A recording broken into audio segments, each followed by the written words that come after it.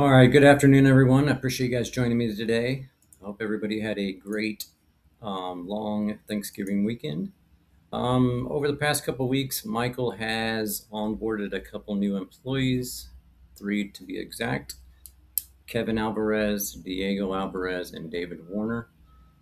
Kevin is a rehire. He actually worked for us for a little over a year at the city drop sites, and he was with the grinding department for a little while.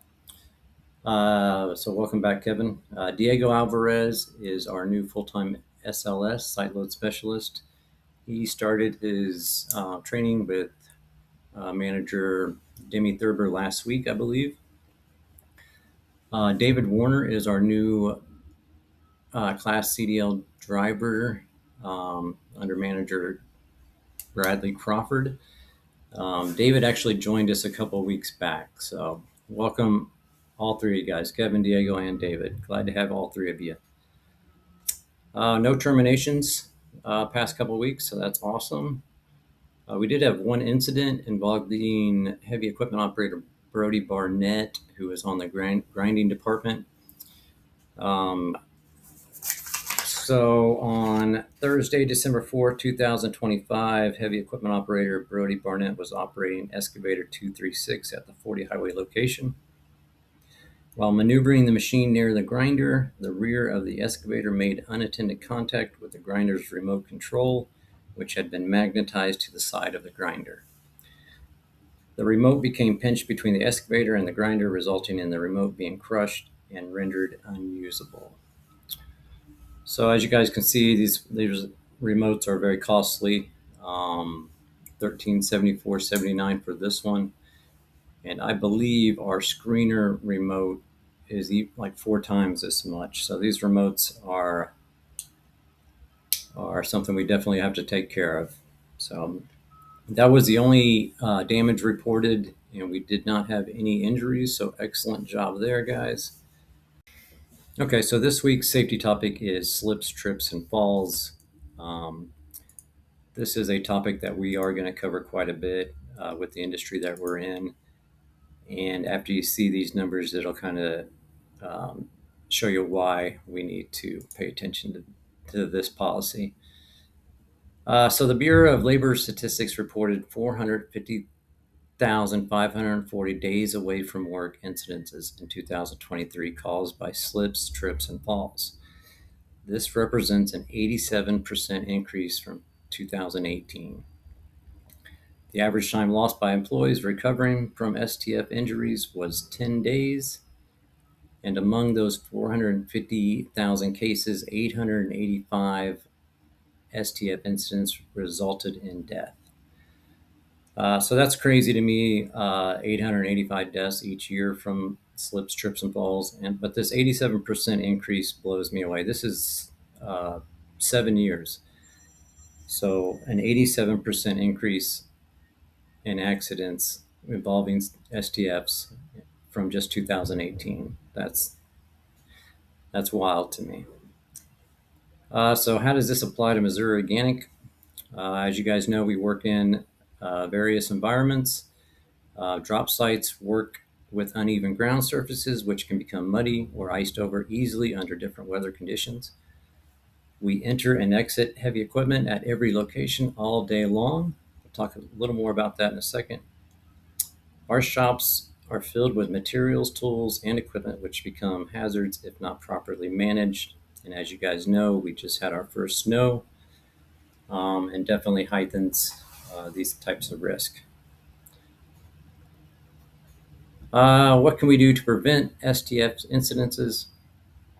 First and foremost, know your surroundings, know your environment.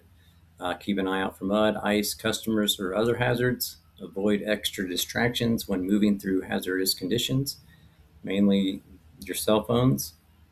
Wear appropriate footwear and high vis. Missouri Organic requires the use of steel-toed boots when working at any mulch yard or in the shop. You want to clear away whatever hazards you can from the environment. Wipe boots, shoes of mud, water before entering indoor spaces.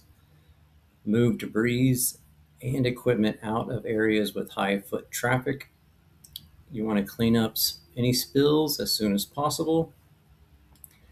And you always want to report any hazards to your supervisor, or you can always contact me. And you can also contact me if you need any other safety PPE. So what can we do to protect ourselves in hazardous conditions? Equipment operators should practice using 3 points of contact whenever entering and exiting heavy equipment. Keep 3 limbs in contact with a ladder, vehicle, or stable surface at all times when ascending or descending from equipment. You want to create a triangle with the body through either combination, 2 hands, 1 foot, or both feet and 1 hand. What can we do to protect ourselves in hazardous conditions? As far as ice, walking on ice, slick surfaces, you want to take short steps, walk like a penguin. You want to point your feet outward slightly as you walk. Keep your chest over your forward foot at all times to maintain your center of balance. And I want to read these bottom facts that were on here. So on April 8, 2003, Dr. Robert Atkins, inventor of the famed Atkins diet, slipped on an icy pavement and suffered severe head trauma, and he ended up dying 9 days later. It can happen to anybody, anywhere. So definitely take precaution when it comes to walking on slick surfaces. Here's another quick fact. Approximately 60 people die each year in the United States as a result of slipping on ice. This is about as many as will die from a tornado. So pretty crazy stuff there. So as you guys just heard, these kind of accidents can happen to anyone. We've actually had a few STF accidents at Missouri Organic in the past few years. We had an employee slip on ice and try to brace themselves as they were going down and ended up hurting their wrist. Another employee was just backing out of working on a semi and just took a wrong step backwards, ended up hurting their knee. And then just off the top of my head, another incident was an employee was coming out of one of the city drop site offices and ended up stumbling down the steps and breaking their ankle. So that can definitely happen to anyone, and we definitely have to be aware of that. So that is it for this week. I appreciate you guys joining me this week. I hope everybody has a great, safe week, and we will see you guys next week.